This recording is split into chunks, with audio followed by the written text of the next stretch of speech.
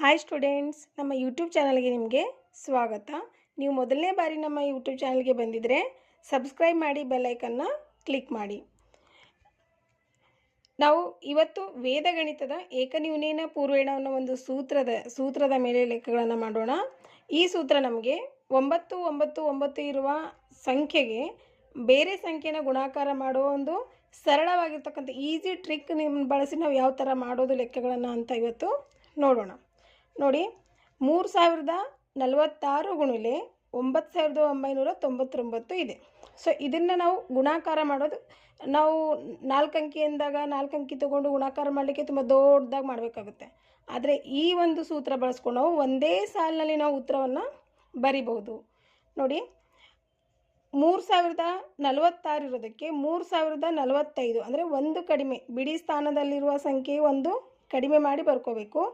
ಒಂದು ವೇಳೆ ಇಲ್ಲಿ 0 ಇದ್ದಾಗ ನಾವು ಆ 10 ಬಿಡಿ 2 ಸ್ಥಾನದಲ್ಲಿರ್ತಕ್ಕಂಥ ಸಂಖ್ಯೆ ನೋಡಿಕೊಂಡು ಒಂದು ಕಡಿಮೆ ಮಾಡಿ ಬರ್ಕೊಳ್ಳೋದು. ಒಟ್ಟಿನಲ್ಲಿ ನಾವು ಇಲ್ಲಿ ಈ ಸಂಖ್ಯೆಗೆ ಪೂರ್ತಿ ಸಂಖ್ಯೆಯಲ್ಲಿ ಒಂದು ಅಂಕಿಯನ್ನು ನಾವು ಕಡಿಮೆ ಮಾಡಿ ಬರೆಯೋದು. ಏಕನ್ಯೂನೇನ ಪೂರ್ವೇಣ ಅಂದರೆ ಪೂರ್ವದಲ್ಲಿರ್ತಕ್ಕಂಥ ಗುಣ್ಯದಲ್ಲಿ ಒಂದನ್ನು ನಾವು ಸಂಖ್ಯೆಯನ್ನು ಕಡಿಮೆ ಮಾಡಿ ಬರ್ಕೋಬೇಕು.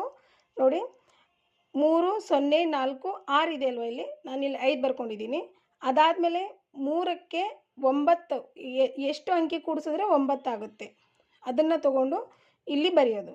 3 + 6 9, 0 + 9 9, 4 + 5 9, 5 + 4 9. ಇದಕ್ಕೆ 9ರ ಪೂರಕ ಅಂತ ನಾವು ಹೇಳ್ತೀವಿ. ಯಾವುದೇ ಒಂದು ಅಂಕಿಗೆ ಎಷ್ಟು ಸಂಖ್ಯೆ ಕೂಡಿಸಿದಾಗ 9 ಆಗುತ್ತದೋ ಆ ಸಂಖ್ಯೆಗಳಿಗೆ 9ರ ಪೂರಕ ಅಂತ ಹೇಳ್ತೀವಿ. ಫಾರ್ ಎಕ್ಸಾಂಪಲ್, 3ಕ್ಕೆ 6 ಕೂಡಿಸಿದಾಗ 9 ಆಗುತ್ತೆ, 0ಗೆ 9 ಕೂಡಿಸಿದಾಗ 9 ಆಗುತ್ತೆ, 4ಕ್ಕೆ 5 ಕೂಡಿಸಿದಾಗ 9 ಆಗುತ್ತೆ, 5ಕ್ಕೆ 4 ಕೂಡಿಸಿದಾಗ 9 ಆಗುತ್ತೆ. ಸೊ ಈ ಥರ ನಾವು ಏನು ಮಾಡಿದ್ದೀವಿ, ಇಲ್ಲಿ ಇವೆರಡು ಅಂಕಿಗಳನ್ನು ಸೇರಿಸಿ ನಾವು ಉತ್ತರವನ್ನು ಬರೆಯೋದು. ಇದೇ ಈ ಎರಡು ಅಂಕಿಗಳ ಎರಡು ಸಂಖ್ಯೆಗಳ ಗುಣಾಕಾರ ಆಗಿರ್ತದೆ. ನೀವು ಒಂದು ವೇಳೆ ಕ್ಯಾಲ್ಕುಲೇಟರ್ ಮಾಡಿ ನೋಡಿದಾಗಲೂ ಕೂಡ ಇದೇ ಉತ್ತರ ಬಂದಿರ್ತದೆ. ಕ್ಯಾಲ್ಕುಲೇಟರ್ಗಿಂತ ತುಂಬ ಫಾಸ್ಟಾಗಿ ನೀವು ಉತ್ತರಗಳನ್ನು ಮಾಡ್ಬೋದು. ನಾನಿಲ್ಲಿ 4 ಪ್ರಶ್ನೆಗಳಿಗೆ ಅದೇ ಥರ ಉತ್ತರಗಳನ್ನು ಮಾಡಿದ್ದೀನಿ. ಇಲ್ಲಿ 3 8 0 1 2 2.